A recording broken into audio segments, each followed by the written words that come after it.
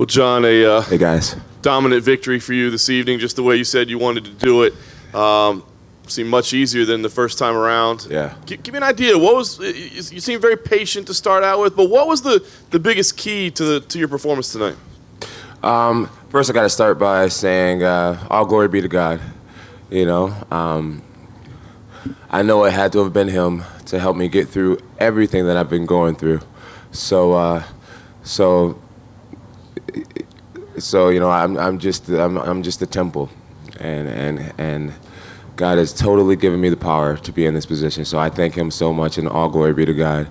Secondly, my trainers, partners, and my coaches, Jackson's Mixed Martial Arts Wing Academy, Jesse, my swimming coach, Lawrence, my strength and conditioning coach, my brother Tule, Leo. I see my man Matt back there. I mean, just so many mighty men. Brandon Gibson, Tusa, Izzy. So many mighty men that has worked together to build this product that we have today. I believe as a team, we are only getting better. 31 years old, and I feel like we're only getting better. So hope I didn't leave anybody out. But you guys know I love you so much.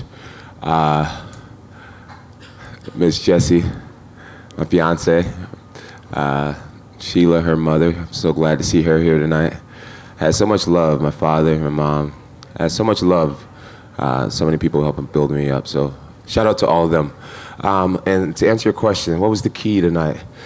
You know, my dad said something that interested me before he left the hotel room. He said, don't chase Gustafson tonight. People cheered last time whenever he would run away from me.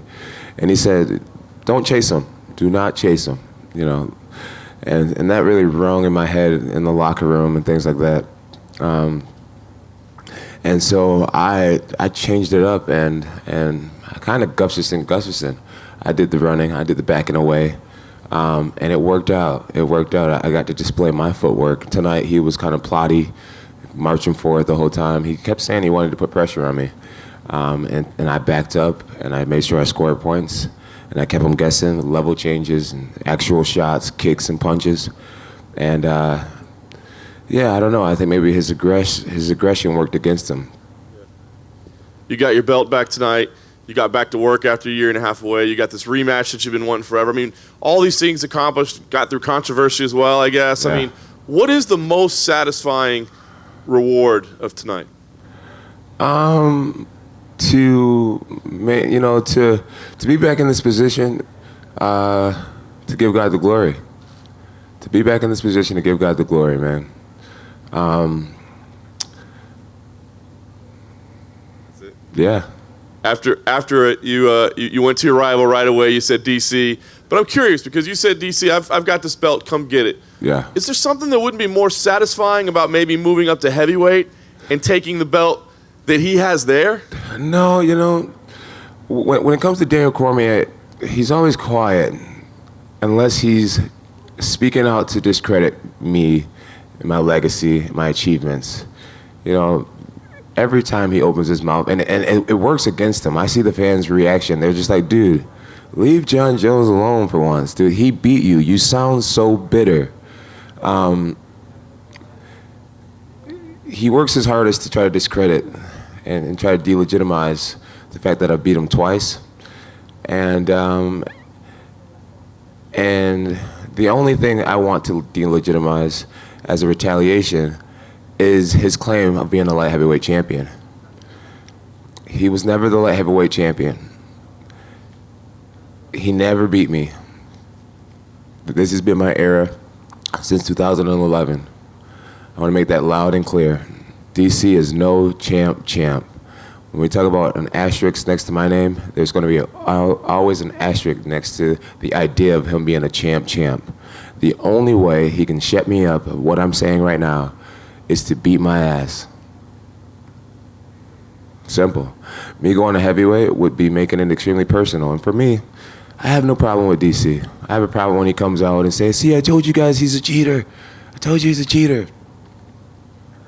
I have no real problem with DC. I'm not going to go to heavyweight and try to take everything from him and destroy his legacy and all that type of stuff. Is it possible that I could do that? It is possible. But I'm fine having mine, and he can have his. DC needs to admit to the people that he was never the light heavyweight champion, or face me at light heavyweight and shut me up.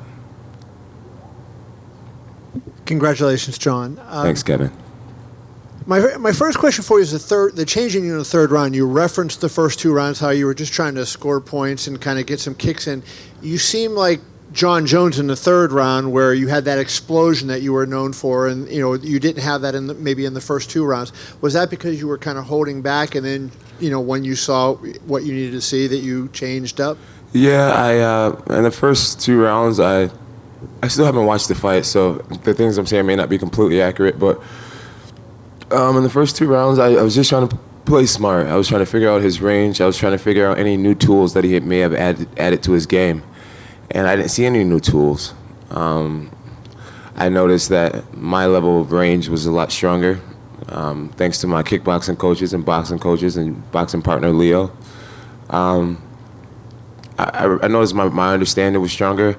And I started thinking to myself, John, don't let him into this fight. The only way you can let him into this fight is by giving him a slow pace, allowing him to build confidence, things like that. So once I noticed that we kind of were figuring him out, I said, okay, if you believe in your cardio and your training, if you believe that you're meant to win this fight, take the fight, win this fight, and instead of waiting and backing up and being reactive and allowing him to get into the fight, I decided to start to turn it on and take the fight to him, fight my fight, instead of waiting to see what he was capable of. This is such a sport that takes so much from the fighters, right? And it drains you over time. And I know you lost a lot with all the problems you had over the years, mostly money. But the fact, do you think it helped you in a way, John, that because you just competed once a year for the last couple of years, that your body didn't get all that wear and tear that it might have had if you fought 2 or 3 times in those years, and now you're going into your 30s with a lot more mileage on you? So do you feel like in some small way you kind of got a break by not having to fight all those times? Absolutely. Absolutely. Being suspended for 3 years out of the last several years has been very educational for me.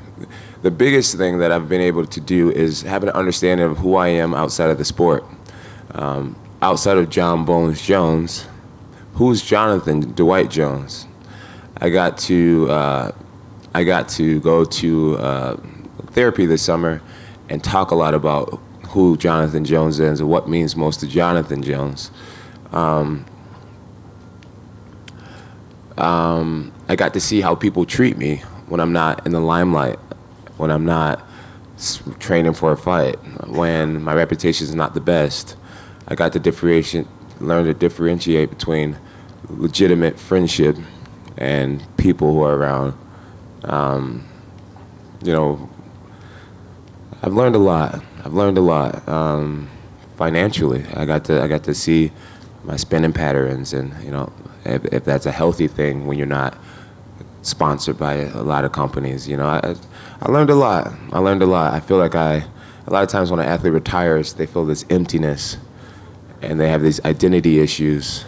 And I've had the blessing to understand that and be able to come back into the sport. And the result of that is a greater appreciation for what this sport means, what this belt means, what it means to be in my position. And I think that's going to make me a more dangerous athlete because I have a greater appreciation. Who helped you specifically with your mental aspect? Because, Dana even referenced this. He was asked earlier about nothing bothered you, all of the people taunting you about the drug testing and, all the stuff that came up. You seem like you just put it in the background. You dealt with it like it didn't happen. Yeah. How did you come to get that approach to life that you don't dwell on the negative things and let those bother you and affect your future? Well, it's an accumulation of things. I felt like UFC 200, UFC 151 has prepared me for a curveball like this.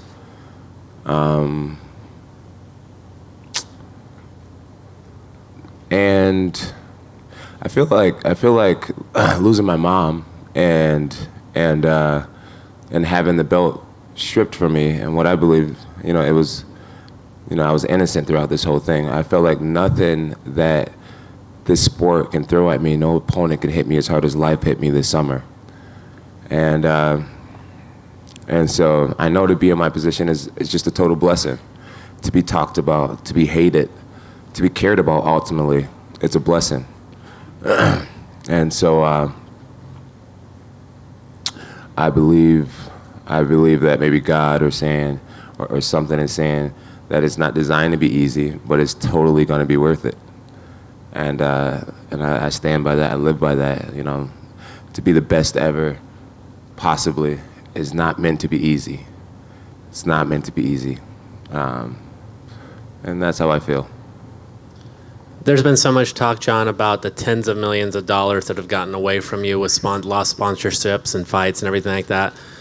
You look so good tonight. I mean, how busy do you want to try to be in 2019? I mean, and building off what Kevin said, I mean, does the extended layoff allow you to, get a pile of fights in over this time? Yeah, I'm not even sure if I had answered Kevin's question about the layoff. I do feel like the layoff has preserved my body and my mind. I don't spar much. I didn't spar much this camp. And I feel like, I'm 31 years old and I got a lot more in me. Originally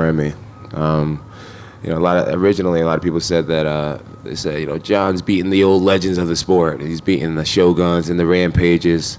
These guys are past their prime. And I'm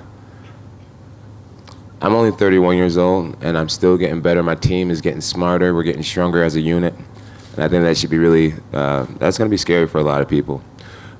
So yeah. And as far as the money that's been lost, Dana White told me a long time ago, he said, "Kid, you're a good-looking kid. You're a smart kid. And if you do things right, if you surround yourself with the right people, money should never be your issue until the day you die. You should always be able to make money, John." And so I try not to worry about money that's lost. How soon do you think you can get back in there? And I think the other thing that's going to be connected to your next fight is that, you probably won't have even a metabolite or a pictogram or whatever was in your system for this fight. I hope not, man. I'm learning about this Tyranobol, and I hear that it could possibly be in my body for the next 7 years, which is really scary.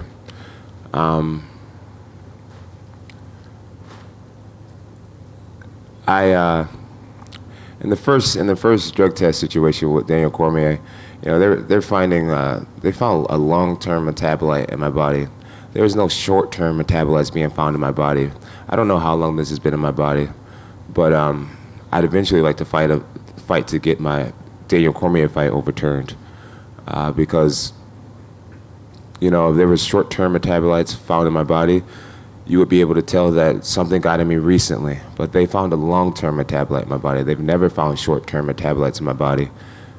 And people ask me, how do you know, John, and this isn't something that's new putting in John's body before this fight? And if it was new, you would find short-term metabolites, medium-term metabolites. You're only finding long-term metabolites. Maybe this was in my, I don't know. I don't know how long this has been in my body, but I hear it could be in there for up to 7 years. Tonight I got drug tested by 2 different agencies. Yesterday I got drug tested by VADA for the first time, and I'm excited. I'm excited to be tested by the most legit drug testing agencies in the world, so that we can learn exactly what this is, and get to the bottom of it. And I said earlier in the interview that if I'm lying, then I pray that the Lord take every ounce of talent out of my body. I took a polygraph test. I looked these people in the eyes and said that I have never done anything to cheat this sport. And I passed that polygraph test. I have no Jedi mind tricks to pass polygraph tests. I believe that I'll be vindicated, proven innocent, and I'm just going to put it in God's hands. Hey, John, congratulations on the win tonight. You're sort of right. You and Alex had a little bit of a moment there after the fight. What did you guys say to each other? Alex said, "Man, you are really good and really strong." I said, "Thank you, Alex." And I said, "Thank you for being such a great opponent." And I said, "We're both only 31, you know we're going to be fighting again. And he said, yeah, we're going to be fighting again. And I said, darn it. And yeah, we're gonna be fighting many, many times. He's gonna keep me on my game, and I'm gonna keep him continuing to strive and get better. I believe Alexander will beat most guys in the division, but I'm here to stay. I believe that this is my era, and I'm gonna own it for many years to come. That's my next question, because you come back and you beat the guy that people said, this is the guy that was your hardest test before. Some people even said that, Alex won the first fight. You come back after a layoff, you beat him. What is next, and what do you see as far as, like, what are the goals and accomplishments? You've already accomplished so much. What is next? What is next is for me to keep a degree of humility and to stay in the gym. To stay in the gym, stay getting better, and to not take anyone lightly. To not let my head get too big, not take anyone lightly. There's a lot of fresh meat that is rising up in the division, and in order for me to conquer these guys, I have to stay by the fire, stay in the gym, stay knowing that I don't know everything, and that's what's next. So you'll be kind of like the veteran guy welcoming the young lions like you once were. Oh yeah, well, I'm still a young lion. I'm only 31, and I've never been knocked out. I've been rocked in training maybe once or twice. I have a very healthy brain, a very strong jaw, and a will to be on top for a long time. Is the plan for now to go in front of the Nevada Commission now next month and get that done with and get licensed there and then move on? Yeah, my plan is to face everything head on, to answer every question, to take every test, to take every polygraph, to pay every penalty, to do whatever I got to do to prove my innocence. And then just last thing for me, you were talking about the long-term metabolite, and that was the one that was found in your system last year, the July 2017 test. Yep. Now that you know more about this, that it could have been in your system even for years already, maybe.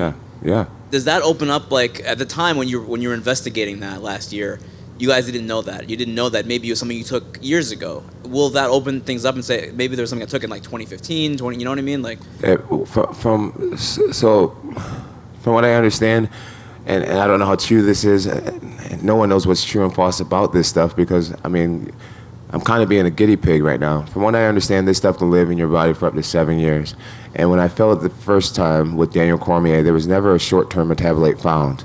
There was never a midterm metabolite found. There was only a long-term metabolite found. So who says this hasn't been in my body since who knows how long, since 7 years ago? And that's why I'm going to look into trying to get my first DC fight overturned. And we're talking picograms. And this is something that I've just been educated on. And this is something that the whole MMA community is being educated on as we speak. And if a picogram really is 1 single gram of salt chopped into 50 million pieces, maybe we need to reevaluate the testing, right? And see, is the testing way too good? Maybe some of you guys got some picograms in you right now. Seriously.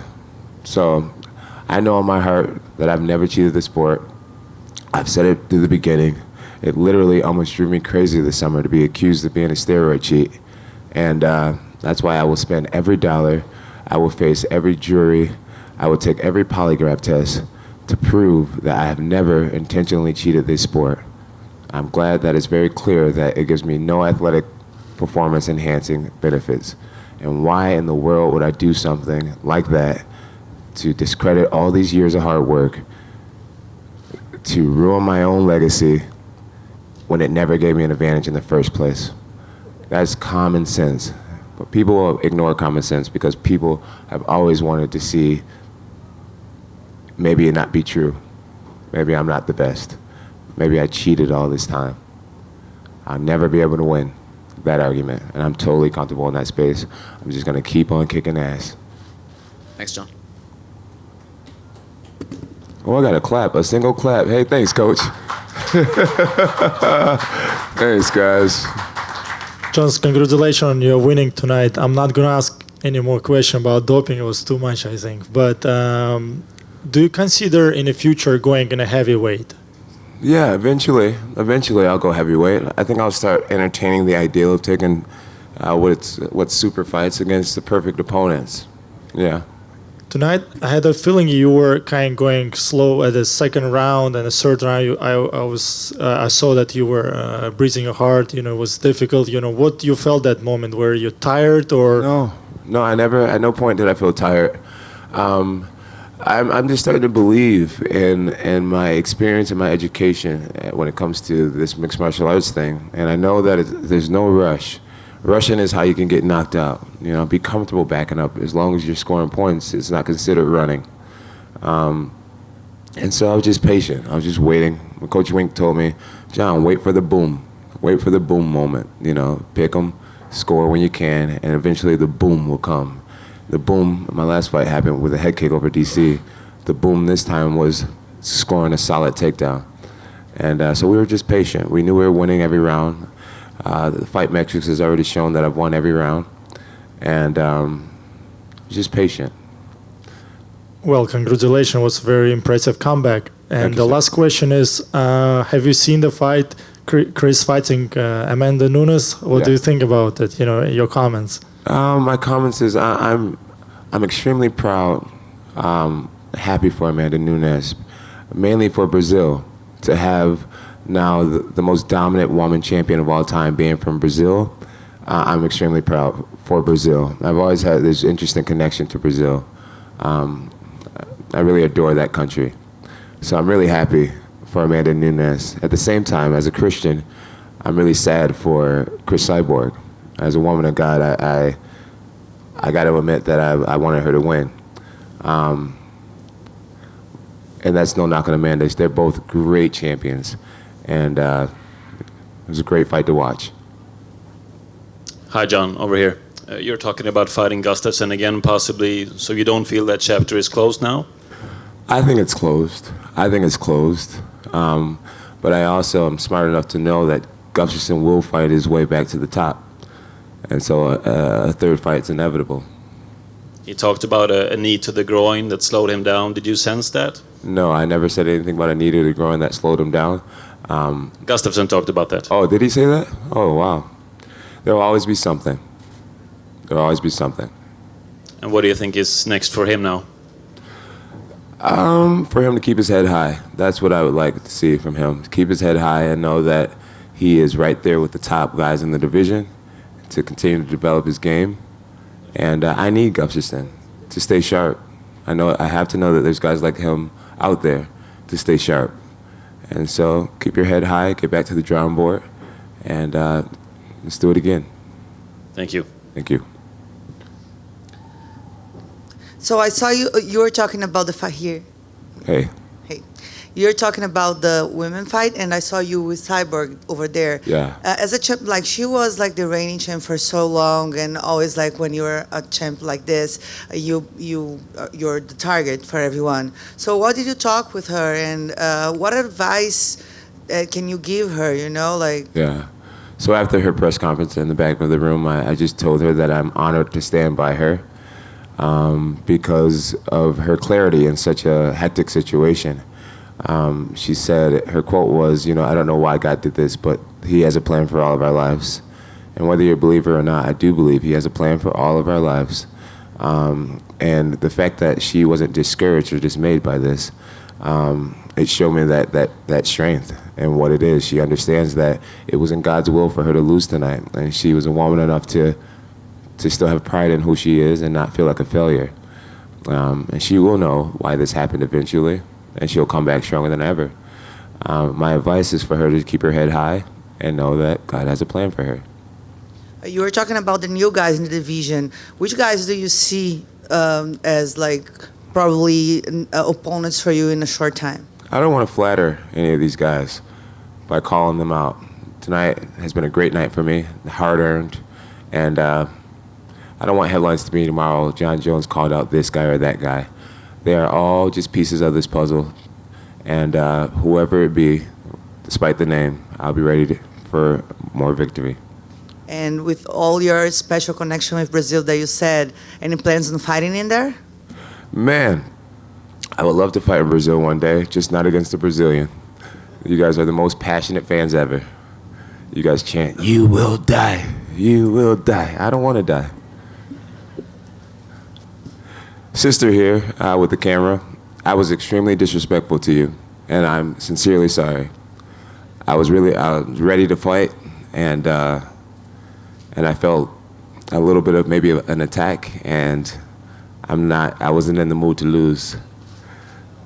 Yeah, I was just not in the mood to lose, not even a verbal argument.